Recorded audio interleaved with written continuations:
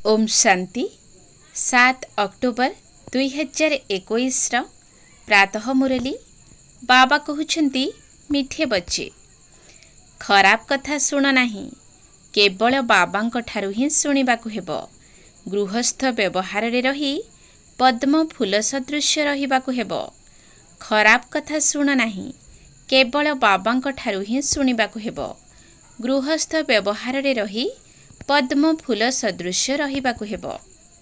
प्रश्न केउ खेल को यथार्थ भावरे जानिथिबा पिला माने केबे भी द्वंद्व रे पड़िबे नाही। केउ खेल को यथार्थ भावरे जानिथिबा पिला माने केबे भी द्वंद्व रे पड़िबे नाही।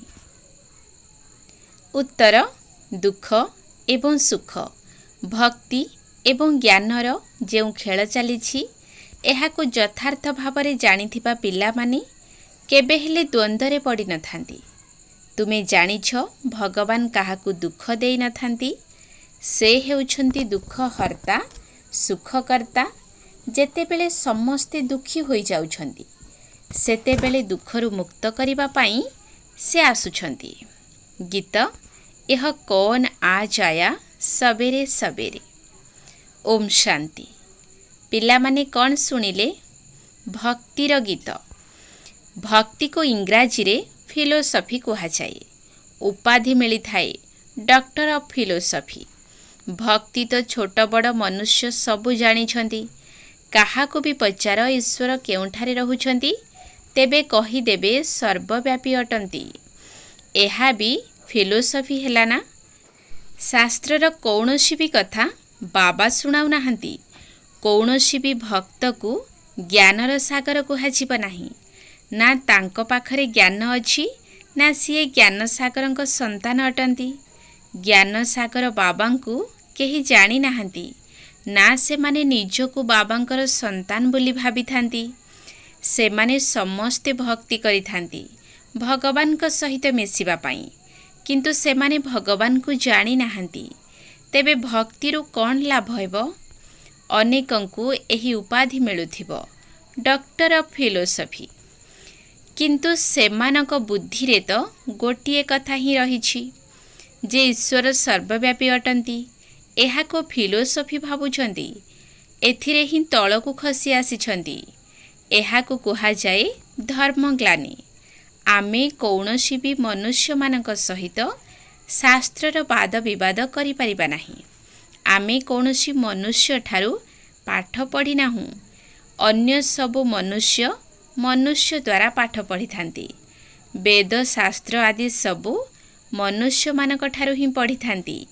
एही शास्त्र मध्य मनुष्य माने ही तैयारी करिछंती। तुमकु तो एही ज्ञान सुनाइला बाला हेउछंती एकमात्र रूहानी बाबा। सिए थरे मात्र आसी बुझाउछंती। एबे आमको कौनसी मनुष्य ठारू किछि भी शिखिबार नाही। तुम मानकु एबे आध्यात्मिक पितांक ठारू ही सुनिबाकु हेबो। सुनिला बाला हेउछंती रूहानी पिला माने जेउ माने कि आत्मा अटंती। से माने सबु मनुष्य मनुष्य को सुनाउछंती। एहा हेउछि रूहानी बाबांकर ज्ञान। ताहा हेउछि मनुष्य मानकर ज्ञान। एही साकार बाबा भी मनुष्य अटंती ना। कुह रूहानी बाबा एहांक द्वारा आमको ज्ञान सुनाउछंती। आमे आत्मा माने तांको ठारू सुनुछु। आमे आत्मा पुनि शरीर द्वारा अन्य मानकु सुनाउछु। एहा हेउछि रूहानी ज्ञान। बाकी सबु हेउछि शारीरिक ज्ञान। भक्ति रे शरीरर पूजा करिथांती। बाबा कहउछंती तुमे माने निजको मनुष्य अथवा भक्त बोली भाव नाही। निजको आत्मा भावी मोते मने पकाओ। तुमे आत्मा माने भाई भाई अट। गायन मध्य रहिछि आत्मा परमात्मा अलगा रहिले बहुकाल। तेबे आमको कौनसी भी मनुष्य ठारू ज्ञान सुनिबार नाही। केही प्रश्न पचारिले तेबे कुह आम पाखरे कौनसी शास्त्रर ज्ञान नाही। आमे ताको फिलोसफी कहूछु अर्थात भक्ति मार्गर ज्ञान अटे।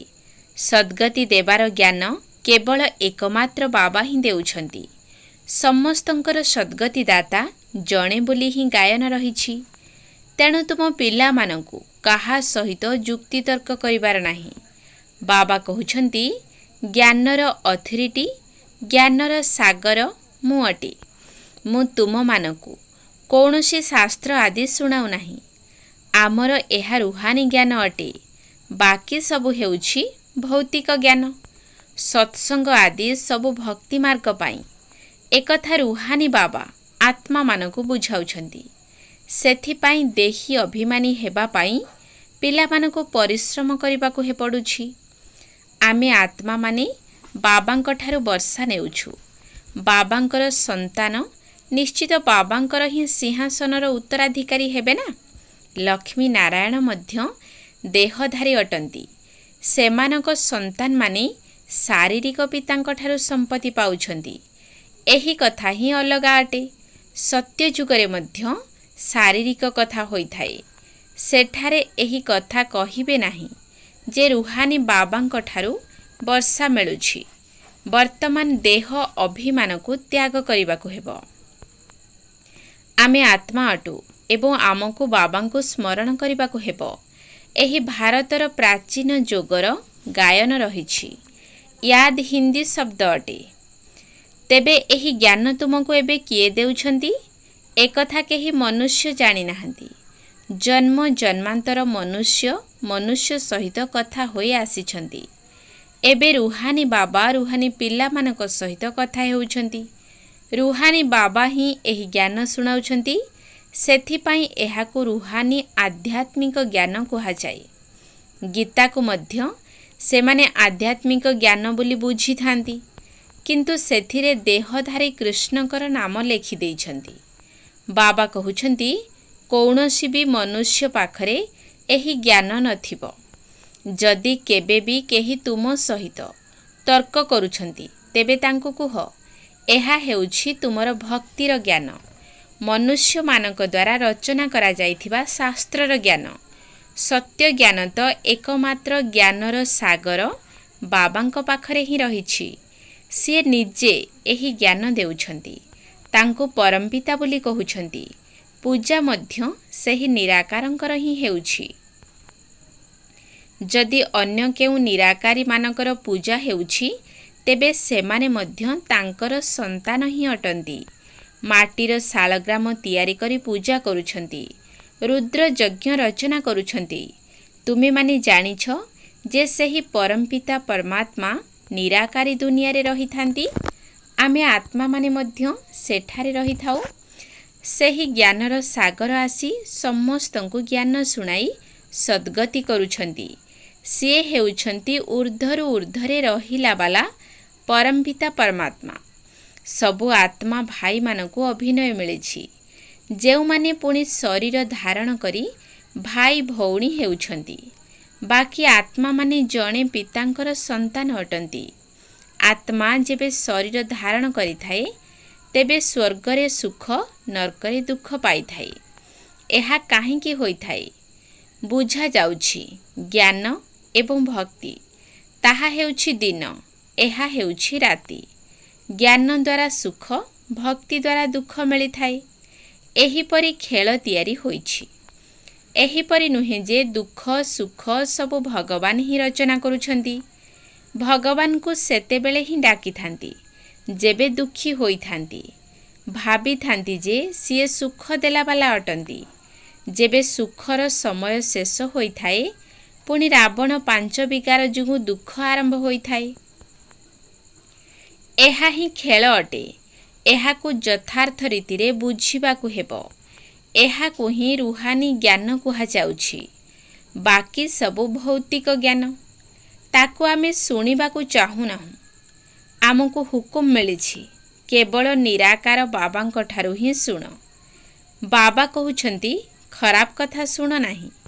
आमे एकमात्र भगवानक ठारु सुनुछु। तुमे मनुष्य मानक ठारु सुनुछ। एथिरे राति दिनर फरक रहिछि। बड़ बड़ विद्वान माने शास्त्र आदि पढ़ी थांती। शास्त्र तो मु मध्य पढ़िछि। एबे भगवान कहउछंती तुमे गुरु बहुत करिछ। एबे सेमानकु छाड़। मु जहा सुनाउछि ताहा सुण। भगवान हेउछंती निराकार। तांकर नाम हेउछि शिव। एबे आमे तांकठारु शुणुछु बाबा निजे निजर परिचय एवं निज रचनार आदि मध्य अंतर परिचय देउछंती। पुणी आमे आपणकठारु शास्त्र आदिर कथा शुणिबु काहींकी? आमे आपणको रुहानी ज्ञान शुणाउछु। शुणिबार अछि तो शुण, एथिरे द्वंद्वरे पड़िबार तो कौनसी कथा ही नाही। सारा दुनिया गोटिए पटे रहिछि एवं तुमर संख्या केते कम। बाबा एबे कहुछंती मते मने पकाओ, तेबे तुम उपरे जेउ पापर बोझ रहिछि ताहा ओल्हाई जिवो एवं तुमे पवित्र होई जिवो। जेउ माने पवित्र हेबे से माने पवित्र दुनियार मालिक हेबे। एबे पुराणा दुनिया बदलिबार अछि। कलिजुग परे सत्यजुग आसीबो। सत्यजुग हेला पवित्र दुनिया। कलिजुगरे ही मते डाकुछंती जे आसी पवित्र दुनिया तैयारी कर। तेणु मु एबे आसीछि, मते मने पकाओ। एबे दुनिया बदलुछि, एहा अंतिम जन्म अटे।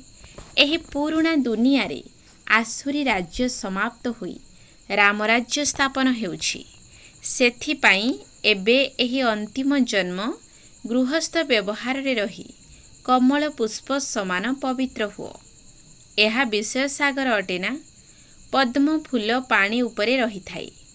तेणु एबे तुमे माने गृहस्थ व्यवहार रे रही पद्म फूल समान पवित्र हुओ। तुमे माने जानिछ जे आमे राजत्व स्थापन करुछु। एबे सारा दुनिया बदली जिवो। धर्म स्थापक माने केवल निज निजर धर्म स्थापन करिथांती। प्रथमे सेमाने पवित्र होइथांती, पुणी पतित होइथांती। सद्गुरु तो एकमात्र ही सद्गतिदाता अटंती। मनुष्य माने सेतेबेले गुरु करिथांती जेतेबेले सद्गति रे जिबाकू चाहिथांती। जेबे पाप बहुत होइथाए तेबे रुहानी बाबा ज्ञान सुनाइथांती। भक्तिर फलस्वरूप ज्ञान तुमको भगवान कठारु मिली थाए। भगवान कौनसी भक्ति शिखाई नाहंती, सिए तो ज्ञान देउछंती। कहउछंती मते मने पकाओ, तेबे तुमर विकर्म विनाश हेबो एवं पवित्र हेबार आउ किछि रास्ता नाही। नुआ दुनिया रे समस्ते स्वर्गवासी थिले। एबे पुराणा दुनिया रे समस्ते नरकवासी होई जाइछंती। सेथिपाई बाबा कहउछंती मु समस्तंकर उद्धार करिबा को आसीछि। मु ही आसी तुम मानकु रुहानी ज्ञान देउछि। बाबा निजर परिचय देउछंती, मु तुम मानकर पिता अटे। वर्तमान एहा हेउछि नरक, नुआ दुनिया को स्वर्ग कुहा जाए। एपरि किभଳି कहिबा जे एहिठारे ही स्वर्ग नरक रहिछि? जाहांक पाखरे बहुत धन अछि सिए स्वर्ग रे अछंती। स्वर्ग तो नुआ दुनिया रे होइथाए, एठारे स्वर्ग केउठु आसीबो? सेथिपाई आमे कौनसी मनुष्य मानकर कथा सुनी न थाउ। बाबा कहउछंती जदि तुमको तम प्रधान रु सतो प्रधान हेबार अछि तेबे मते मने पकाओ। सारा दिन तुम मानक बुद्धि रे एही ज्ञान रहिबा दरकार। अच्छा, मिठा मिठा सिकिलधे संतान मानक प्रति माता पिता बाप दादांकर मधुर स्नेह भरा स्मृति एवं सुप्रभात। आत्मिक पितांकर आत्मिक संतान मानकु नमस्ते। आत्मिक संतान मानकर आत्मिक बाप दादांकु नमस्ते नमस्ते नमस्ते। सुप्रभात। धारणा पाई मुख्य सार। नंबर 1 पॉइंट, एकमात्र बाबांक ठारु ही आत्मिक ज्ञान शुणिबार अछि। काहा सहित अन्य कौनसी कथार वाद विवाद अर्थात जुक्तितर्क करिबार नाही। 2 नंबर पॉइंट, देही अभिमानी हेबार मेहनत करिबाकू हेबो। सतो प्रधान हेबा पाई एकमात्र बाबांक स्मृति रे ही रहिबाकू हेबो। वरदान, बाबांकर हाथ एवं संगर स्मृति द्वारा मुश्किल को सहज करुथिबा, चिंता शून्य बा निश्चिंत हुओ। जेपरी काहार हाथ जदि कौनसी बड़ लोक अर्थात शक्तिशाली लोक हाथ रे रहिथिबो तेबे तार स्थिति निश्चिंत रही थाए। सेही भली प्रत्येक कर्म रे एहा ही चिंता करिबा दरकार जे बाप दादा मो साथी रे अछंती एवं मोर एही अलौकिक जीवन रूपी हाथ तांको हातरे अछि, अर्थात मो जीवन तांको समर्पित अटे। तेबे सबु दायित्व तांकर ही अटे। तेणु सबु बोझ बाबांको उपरे रखी निजको हालुका करि दियो। बोझ उतारिबार बा मुस्किल को सहज करिबार आधार हिला बाबांकर हाथ एवं संग। स्लोगान, जदि पुरुषार्थरे सत्यता थिबो तेबे बाप दादांकर एक्स्ट्रा अर्थात अतिरिक्त सहयोग अनुभव करिबो। जदि पुरुषार्थरे सत्यता थिबो तेबे बाप दादांकर एक्स्ट्रा अर्थात अतिरिक्त सहयोग अनुभव करिबो।